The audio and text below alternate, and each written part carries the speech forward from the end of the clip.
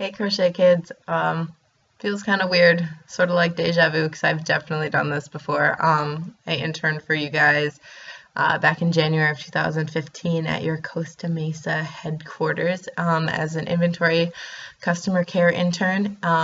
So this is kind of like a really nice revisitation back to when I was applying for that, but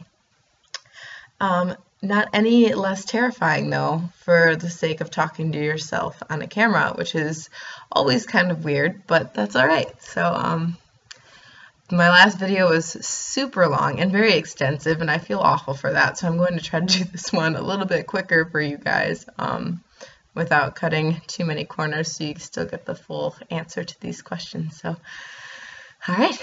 So my first one that I picked is, who or what have you most loved and why? So this question was interesting. I could not pick a who, so I went with a what, because there are just, especially in the last year of my life, there's so many who's that are hard to pick as a most loved. But the what would have to be my 1913 Underwood typewriter that I got for Christmas 2 years ago, that I still use now, still in amazing shape. One of my best friends got it for me when he saw that I was using a 1980 like electric typewriter. I write poetry, by the way, so that's the biggest use of it. But yeah, he got it for me for Christmas, and it was just amazing. Typing on such an old typewriter, there's no real room for mistake. I mean, yeah, there's whiteout, and you can always like exit out and then type the word next to it, but there's no real room to make mistakes and still have it look nice. So when you type a poem on an old school typewriter, you're faced with this reality that what you're about to say will stick forever. And I think that's a really realistic outlook on how we talk to each other in general. I'm gonna say this to you and I cannot take it back. I'm gonna type out this poem, and once it's typed, the only way I can get rid of it is if I burn it, throw it away, shred it, destroy it somehow. And even then, I'll still know it was typed at one point in that fashion. So it really makes you think twice about what you're about to write, and it really makes you digest the words more rather than just typing it out on a laptop and hitting the backspace button when you don't really like how it flows.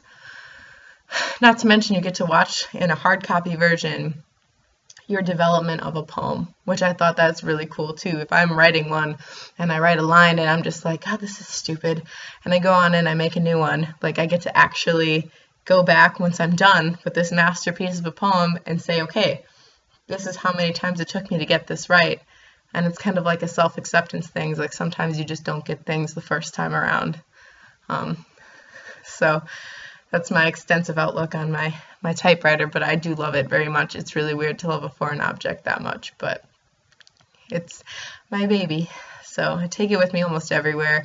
I did not bring it to where I am right now, but I'm in Detroit, by the way. That's a little side note. I'm from Wisconsin, but I'm in Detroit for work, and I just could not figure out how to carry that thing on a plane. All right.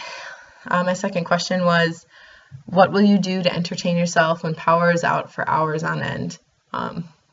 Super awesome question, because I think it really stresses some of the things that I really like to do that most people nowadays kind of find weird, because it doesn't really involve a whole lot of anything to do other than a little bit of energy and a whole lot of imagination. But the writing is number one always. When power is out, you light a candle and you can just write with zero distractions, no TV, hopefully your smartphone's dead, or at least like almost dead. You can get that out of the way. Just kind of absorb yourself in silence, and it's great. It's great writing time. Excuse me. The second one would be going for hikes, getting yourself outdoors, because I think we all get so trapped to being indoors. And even when we are outdoors, we're all absorbed on our technology. It's never like, I'm going to go walk through the park. It's always, I'm going to go snap through the park. I'm always going to go take pictures and post them on Instagram at the park. It's never, I'm just going to walk through the park and look at things. So I think the idea of taking power away is actually super exciting, and it kind of throws us backwards a little bit and puts us back into that realm of, okay, absorb your surroundings and be and talk to the people around you. And conversations with people with zero distractions are amazing. You know, like if you go into an empty room with just some chairs and maybe some nice wall art, you can strike up so many weird conversations that have nothing to do with what's going on in front of you. There's no TV, there's no YouTube, there's no Vines, there's no Snapchat, there's no nothing. It's just you enjoying the other person, and I think that's really important for us to keep in our lives for the sake of development and socializing with each other and, you know, just being well-rounded people. But what do you know about Uganda and its history? Not much.